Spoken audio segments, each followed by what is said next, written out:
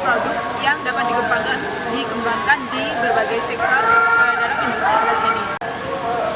Untuk mencapai visi tersebut, Indonesia dapat meningkatkan rantai nilai halal atau halal value chain. Nah, dalam halal value chain ini terdapat beberapa industri untuk mengembangkan masyarakat muslim di Indonesia. Apa saja industri tersebut? Yuk simak videonya. Industri makanan Indonesia telah berkembang pesat dengan aneka produk, sebagaimana keragaman budaya Indonesia yang kaya dengan berbagai jenis makanan olahan dan citra rasa. Sektor agrikultur adalah industri yang berkembang, karena Indonesia ingin memperkuat produksi pertaniannya dengan penekanan pada peningkatan produksi dan perdagangan makanan. Dalam rantai nilai makanan halal, produk pertanian merupakan supplier yang berada pada sisi hulu dari rantai nilai makanan halal. Hal ini menjadi kunci dasar pengolahan makanan menjadi produk jadi yang siap dikonsumsi.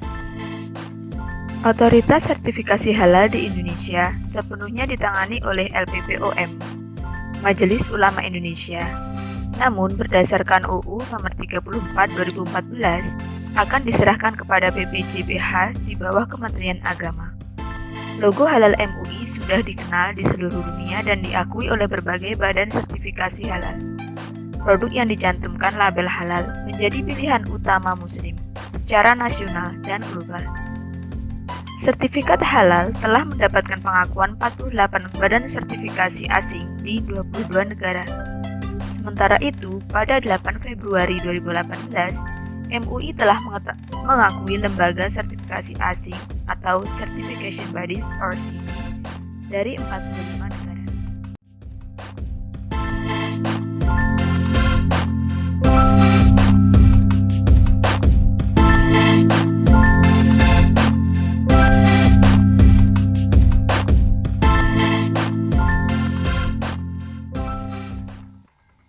Perkembangan pariwisata global yang semakin signifikan secara tidak langsung juga berdampak positif kepada negara berkembang tidak terkecuali dengan Indonesia. Dalam laporan YCTI 2018, Indonesia menempati peringkat ke-9 dari 10 besar pariwisata terkuat di dunia. Posisi ini adalah yang terbaik dibandingkan negara-negara ASEAN lainnya seperti Thailand yang berada di peringkat 12, Malaysia dan Filipina di peringkat 13, Singapura di peringkat 16, dan Vietnam di posisi ke-21. Indonesia merupakan salah satu negara yang memiliki kekuatan sektor pariwisata.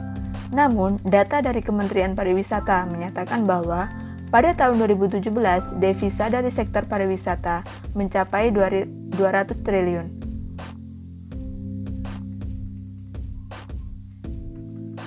Salah satu upaya Kementerian Pariwisata untuk meningkatkan jumlah wisatawan domestik dan asing yaitu melalui program 10 destinasi wisata unggulan Indonesia tahun 2018.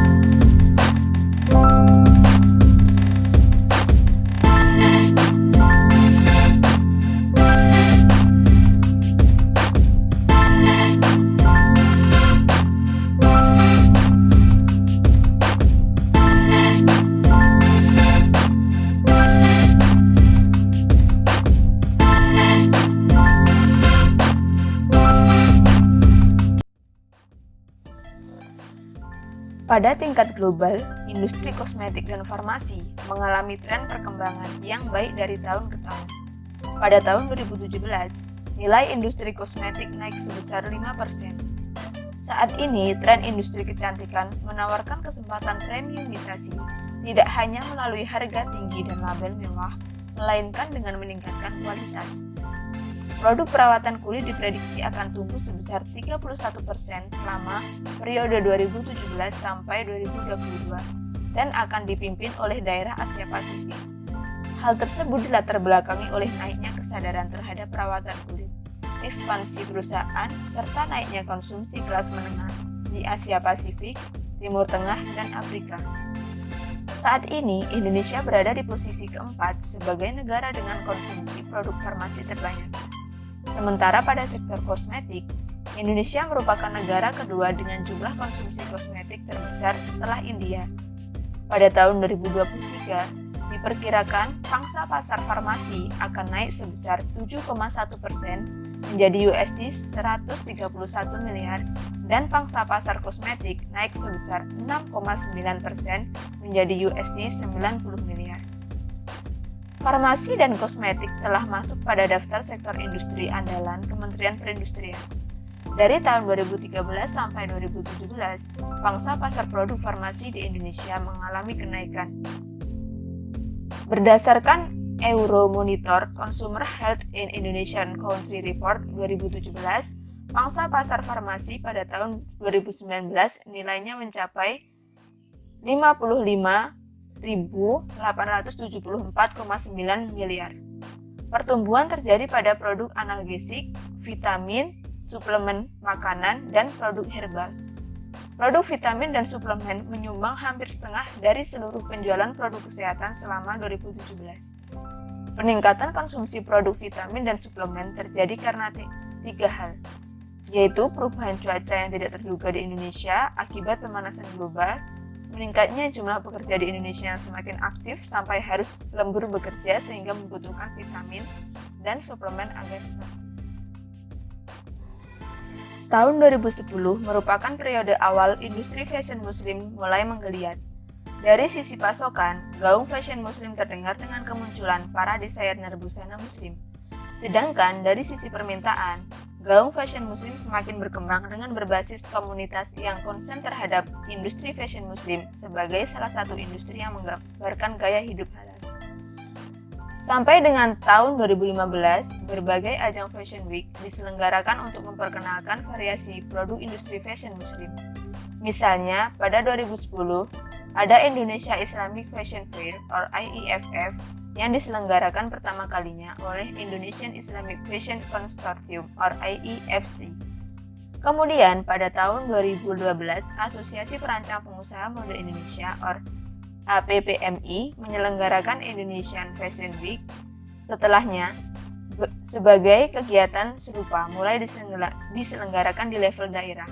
Pada tahun 2015, Indonesian Fashion Chamber atau IFC menginisiasi Muslim Fashion Festival Indonesia.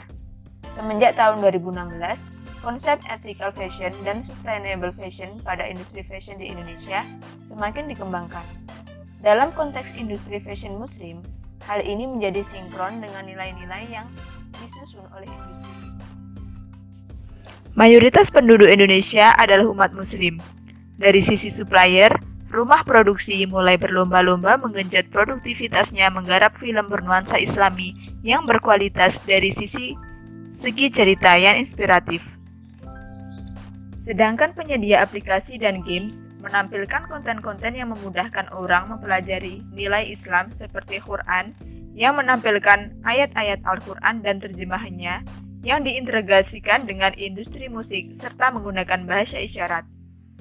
Bermunculan juga dakwah melalui media sosial seperti YouTube, Facebook, Instagram, dan Twitter.